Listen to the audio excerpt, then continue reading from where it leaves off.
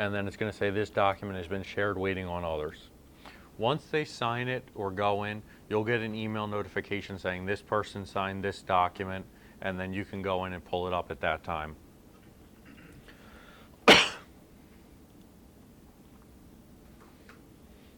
You also see too, once I go back to the loop, it's going to say waiting on others until they actually both go in and sign it. Once they sign it, it's going to say sign there as well.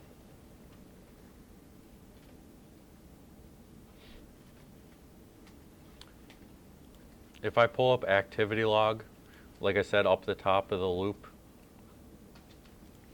it's going to show everything from the beginning. It's going to show that I shared those documents with them. If they pulled it up and viewed it but didn't sign it, it'll show that in there as well too.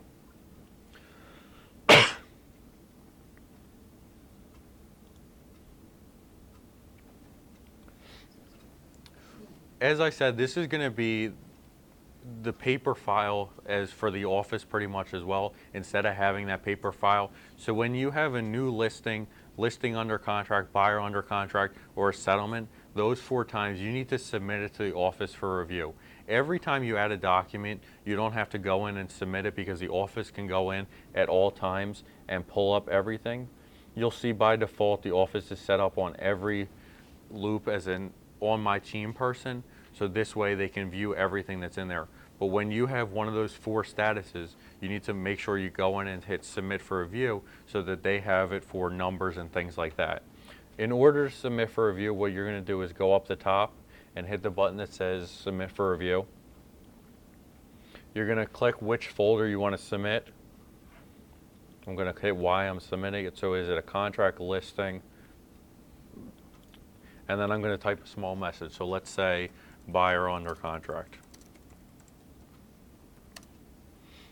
Once I hit submit, it's going to send it to them, and Abby or whoever's up there at the front desk is going to get an email notification saying this person submitted this file for review.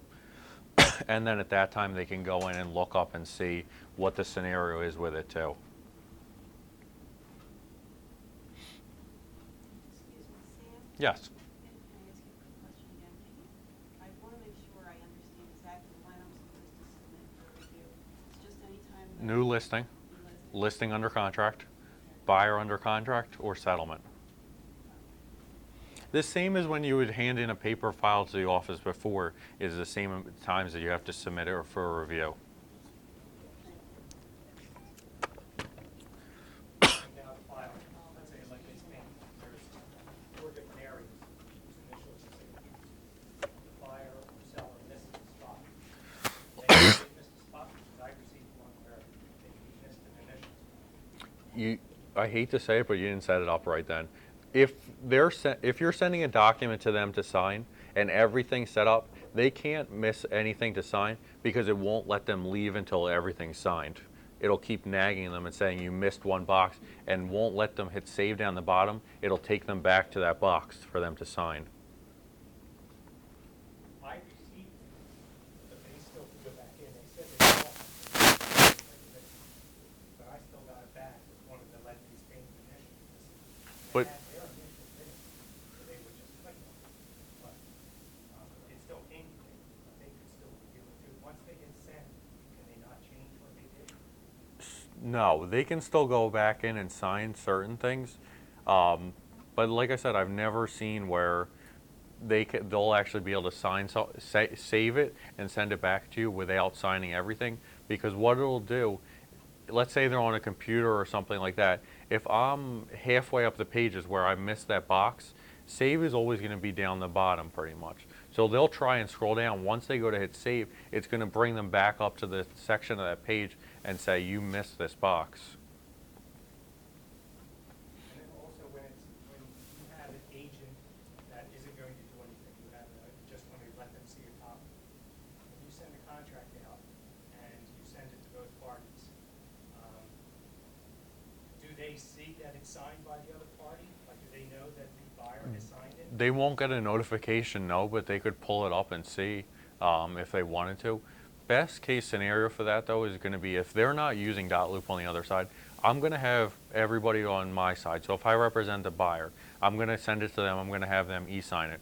Once they e-sign it, I'm going to go back in, I'm going to download it, and I'm going to send it as a standard email to the other agent. So this way, there's no, oh, well, I didn't get that document, I didn't know how to do it. There's no pretty much excuse with that. And it still is saving you a ton of time because of the fact that you're not having to go, drive, meet with the buyer, go over the contract, things like that. It also takes a lot of liability off of us a lot of the time because of the fact that we're not explaining the contract to people if they're going in and signing it, and then they can say, oh, well, you didn't explain this to us.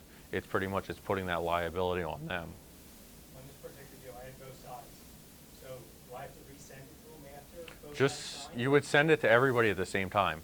So you would set up buyer and seller as pretty much everything, and then hit save and share, and it's gonna send to everybody at the same time. And then once everybody signed it, you would just email a copy to everybody, so this way they have executed contracts. But you don't wanna deal with having to share with one side and then take it and share it to the other. You just send it to everybody at the same time, pretty much. You were saying to submit in stages.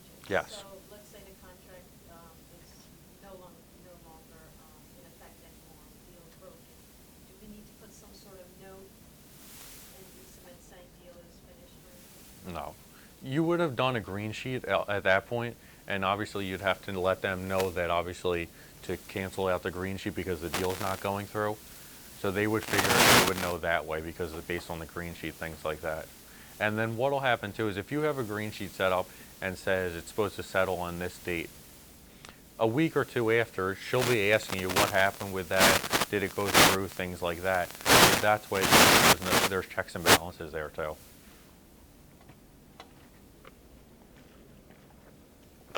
Any other questions so far? I have a question, I don't know if you're gonna talk about it. On the list of the loops, some of them have a full circle around them, some of them, like what makes, It's going to be based on compliance. okay, If we had somebody who was a full-time compliance officer, like Washington Township Office, for example, it's going to be based on pieces. So once a certain piece of the transaction is done, they're going to go in and hit compliance ready, compliance review, things like that. They're still going to be checking it here, but they're not going to be updating those statuses or anything like that for the whole loop red. okay, Because you'll see it'll be broken down to eighths. So you'll have an eighth of the circle. It'll start out gray, and then it'll be an eighth red, things like that, as it goes through the whole process. Yeah, it really made no sense, cause I just have a sample one that I just went in and messed around with, and that's one of the only two that have a full circle, and there's nothing done on it. Okay. There's documents that need to be signed. I like wouldn't creative fake pay documents. attention to whatever really. It was making me crazy. This one too. drives me crazy with it. I think at some point in the future we'll have somebody doing it, but right now they're checking everything, but they're not actually putting in that status so that this way you get that little red bar throughout it because it just takes more time. For like the new agents, like me, who's never even done anything, is there something that like would tell me like what documents I need for certain deals and everything? Yes. If you go into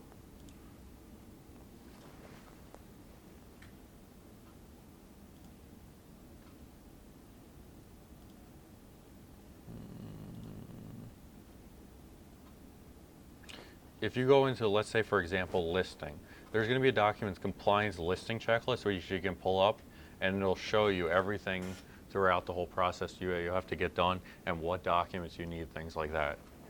There's going to be one for buyer as well in there too. How long will these documents be available? 7 years. And then they'll disappear? Okay.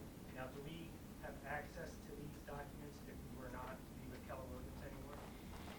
Is this a site we own, or is this a Keller Williams? It's a Keller Williams site. The way our office is doing it is that a lot of other offices, once you leave that office, for example, Remax, things like that, you don't have access to it anymore because it's the office ways it's set up. We had discussed this on multiple occasions with technology committee, Maureen, things like that. If you were to leave the office in the future, you're still set up in there so that this way you have access to those documents. Because it's not right to have you have everything in there, and then if hypothetically 6 years down the line you leave, you don't have access to anything from the past. When I first started using that loop, I created like 3 for the same property because I didn't know what I was doing. But in one of the loops, the buyer, she signed buyer documents. But now that I, have a loop that has the rest of the stuff, is there any way that I can get whatever she signed on that? You know, 'cause I have like 3. It's still going to be in that loop, but you can copy it to another loop. So if I go to, let's say,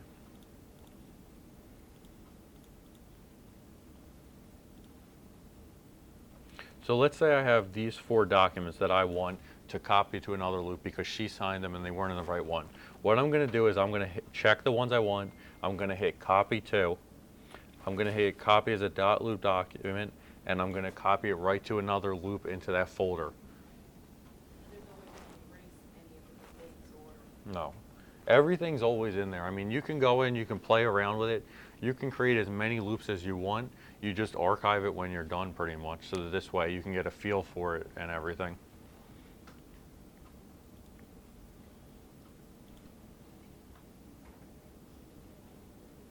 Can you rearrange those documents, the list? Yes. Which they are? I'm just gonna, yeah, I just grab one and then move it to where I want.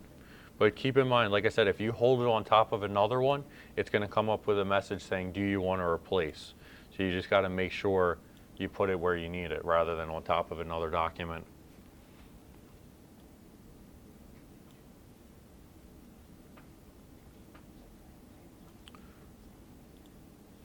One of the other options you're gonna have too is if you have a document that hasn't been signed,